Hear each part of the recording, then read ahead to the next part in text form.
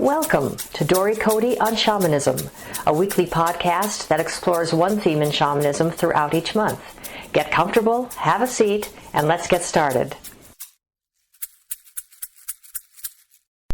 I am so delighted to be talking with you today about mediums and how to recognize a medium, how to work with a medium. I invite you to listen in and share any questions or comments you have by sending them to me on my website or via email.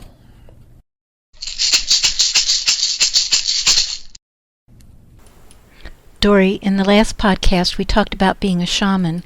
Can you please tell us more about what it means to be a medium versus a shaman? Absolutely. As I said a little bit in our introductory podcast a couple of weeks ago, the medium is somebody who has the gift or the capability of seeing spirits of deceased persons here in this realm that we live in on Earth, or what in shamanism we call ordinary reality. Although I think sometimes there's not a lot real ordinary about this reality that we live in. The medium typically is someone who has a gift, hasn't necessarily trained to be a medium, but has had this capacity maybe since childhood, or perhaps has had this capacity after having an accident or a near-death experience, or has had some kind of jolting traumatic experience that has parted the veils between this reality that we live in, what we typically see with our human eyes, and has now all of a sudden with their human eyes been capable, has developed this capability of seeing spirits of deceased people hanging around. Sometimes mediums don't use this gift in any kind of way, and many are called to use it because they have developed a way of listening and hearing the messages that are coming from these deceased people who are around other humans or animals or around them. So that is, that's in general what a medium is and how they come to be who they are. And as I said in the section of the introduction, sometimes somebody can be a shaman and also a medium. And then it's important for them to keep those two things kind of clear within their own selves and know when they're doing work as a medium and when they're doing work as a shaman. And it's, as I believe, really important for that person to be clear with their client, if they're working with people, about what shoes they're walking in when they're doing any particular work with a person.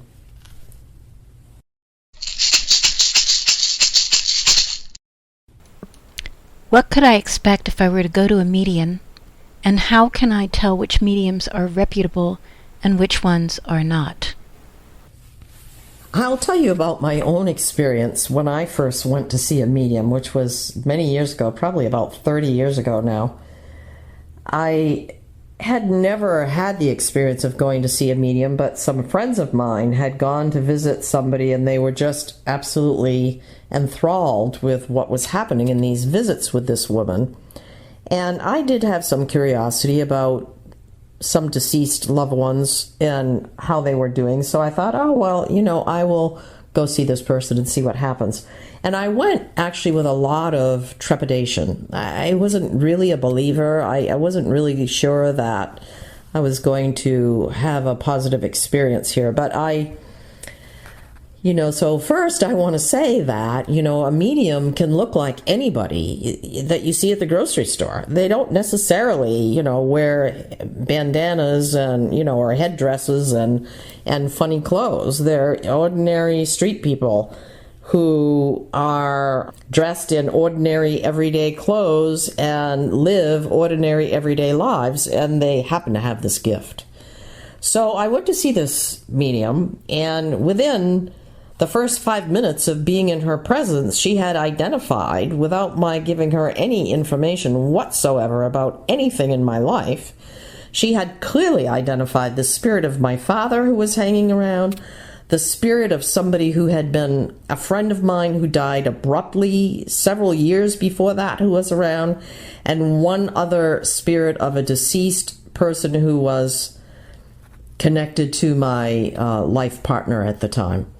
So I left there in absolute awe at this woman's ability to see clearly spirits who were around me.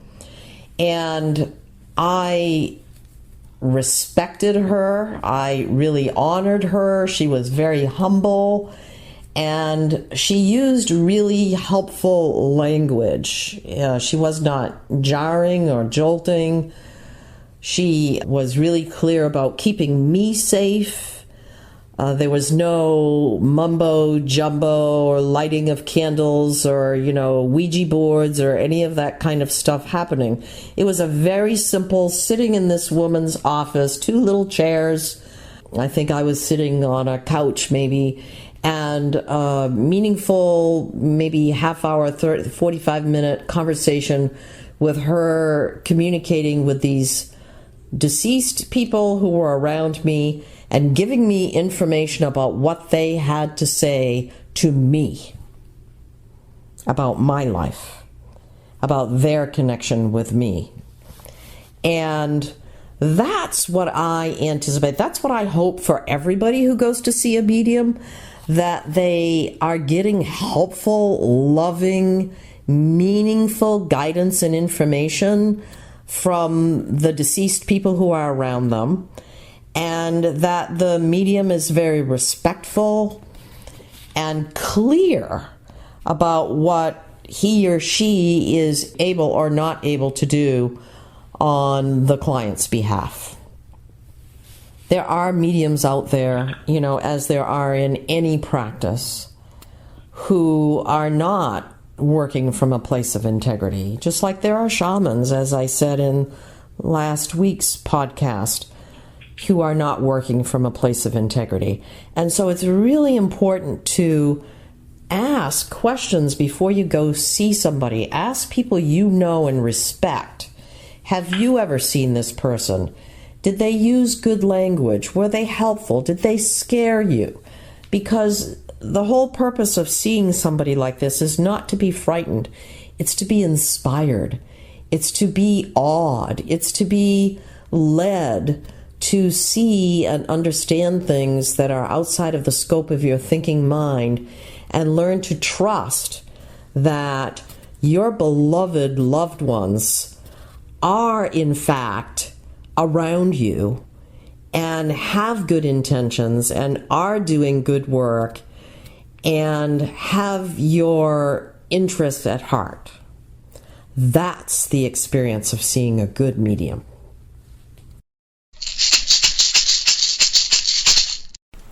If you go to contact people who are on the other side, what is the listener's responsibility for discerning this information and taking it into their own life? The other piece of the formula here is that a good medium is able to help the client to understand that just because somebody is deceased does not automatically make them wise. The information or the guidance that is coming from them is not always necessarily clean or helpful or even wise. And so a good medium knows how to discern that and is able to filter or feed back to the client a message such as, well, your father is saying that, he has regrets for the way he related with you when you were a child.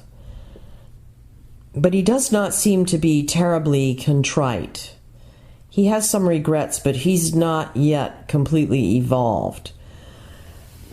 And then allow the client to ask a question that the medium might pose with that spirit to ascertain whether there is some kind of evolution here, that this message can be trusted.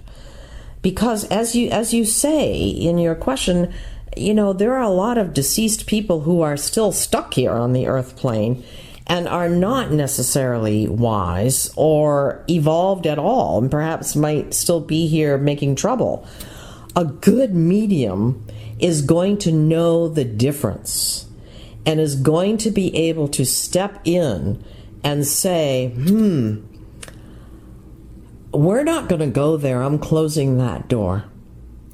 This spirit is not capable of providing helpful guidance. And the medium is not going to say anything. They're not going to convey whatever this spirit is having to jibber-jabber about.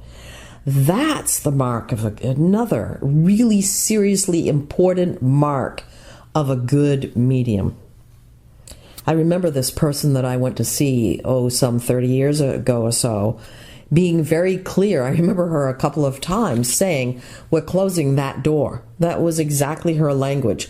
We're closing that door. She did not allow the messages of certain spirits who were around that she could see to send any message to me. Why, what they were saying, I don't know, and I'll never know, and I'm really grateful that she filtered that, because she was inspiring. And so that is another really key and important ingredient, to know and understand that not everybody who's deceased is a wise person or has your highest interest at heart. And a good medium is not going to convey any of those negative pieces of information to you. They're going to be smart enough, mature enough, and work with enough integrity to not allow that to come through.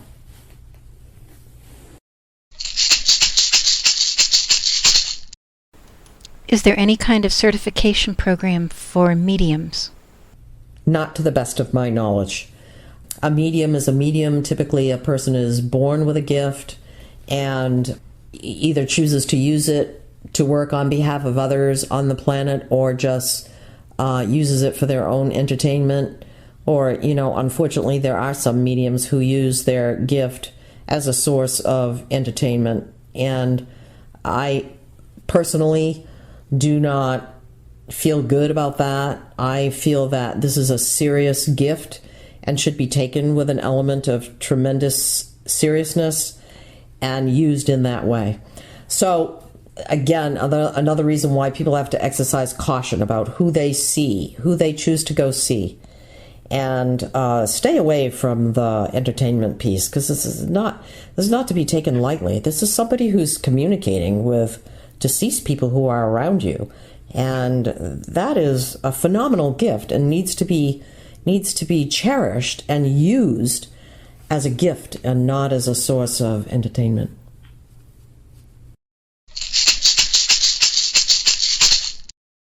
This completes our prepared questions on this topic. Do you have anything you would like to add at this time? No, thank you. I feel that I'm complete with this topic at this time, and again, invite anybody who would like to communicate with me about it to either email me or send a comment via this podcast on my website.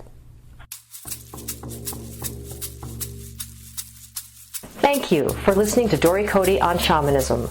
We'd love to hear your thoughts, stories, reactions, and questions. Come on over to dorycote.com and join the conversation. And tune in next week for more on this subject, or next month for a new subject.